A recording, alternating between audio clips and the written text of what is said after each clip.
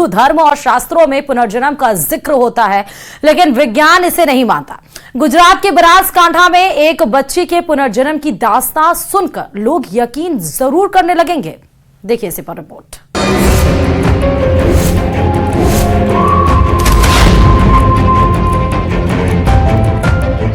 एक बच्ची के पुनर्जन्म की अनोखी दास्तां।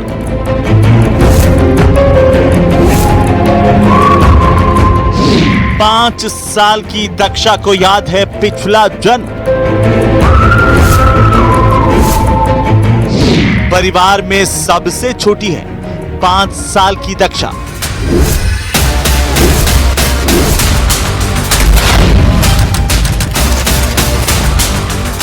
गुजरात के बनासकांठा में करीब 5 साल पहले दक्षा का जन्म हुआ। दक्षा जब तक बोलती नहीं थी तब तक सब कुछ ठीक था, लेकिन अब वो साफ शब्दों में कहती है कि ये उसका पुनर्जन्म है। सुनिए आप भी दक्षा ठाकुर कैसे अपने पिछले जन्म की कहानी सबको सुनाती है। क्या नाम बच्चे? इधर तो दक्षा नाम है और उधर क्या नाम था? पिंजल नाम था। अच्छा, क्या हुआ था वहाँ पे? वहाँ पे मैं मर गई थी। कैसे? मेरे पर एक बड़ा सा ढाप गिरा था वैसे। दक्षा का पिछला जन्म कहाँ हुआ और कैसे उसकी मौत हुई, ये सब आपको विस्तार से बताया जाएगा।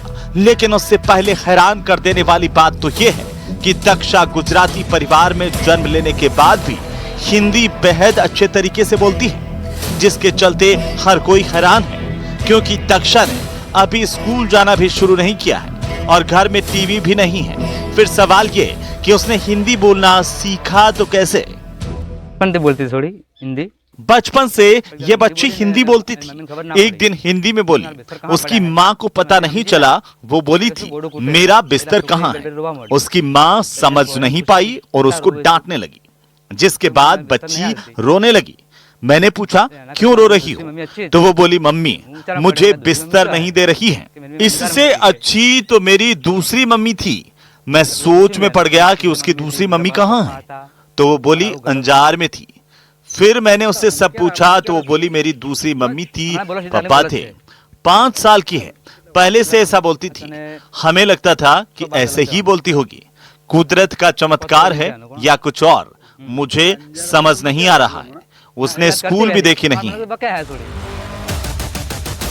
परिवार का कहना है कि दक्षा ने जब बोलना शुरू किया तो उसने बताया कि वो कच्छ के अंजार की रहने वाली है और भूकंप के दौरान मलबे में दबकर उसकी मौत हो गई थी। उसका कहना है कि उसके पहले जन्म के पिता एक केक फैक्ट्री में काम करते थे।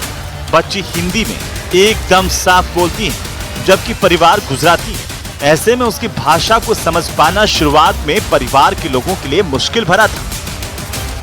नॉनपढ़ती बोलती, हिंदी को खबर पड़ती ना कि आटलो हिंदी में जब बोले।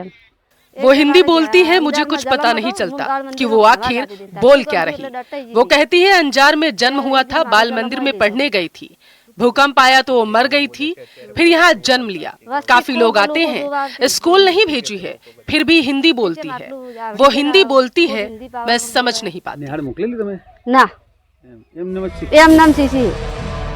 साल 2001 में गुजरात में आए विनाशकारी भूकंप में कच्छ से हजारों लोगों ने अपनी जान गंवाई थी। लाखों लोग बेघर हुए थे। ऐसे में कई साल बाद बनासकांठा के एक छोटे से गांव खासा में जन्म लेने वाली दक्षा लोगों के बीच कौतूहल का मुद्दा बनी है। हालांकि अभी दक्षा के दावों की सच्चाई को परखा नहीं गया है, लेकिन फिर भी जिस मासूमियत से वो अपने पहले जन्म की बात बताती है वो यकीन को बेबस करती है।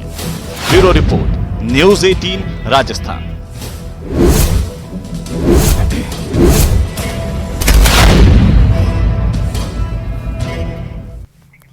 और अब बात बड़ी खबर की कर लेते हैं, जो कि लोकसभा स्पीकर से जुड़ी हुई है, क्योंकि कल 18वीं लोकसभा के लिए स्पीकर का चुनाव होगा और आज 12 बजे तक उम्मीदवार को अपना नॉमिनेशन दाखिल करना होगा।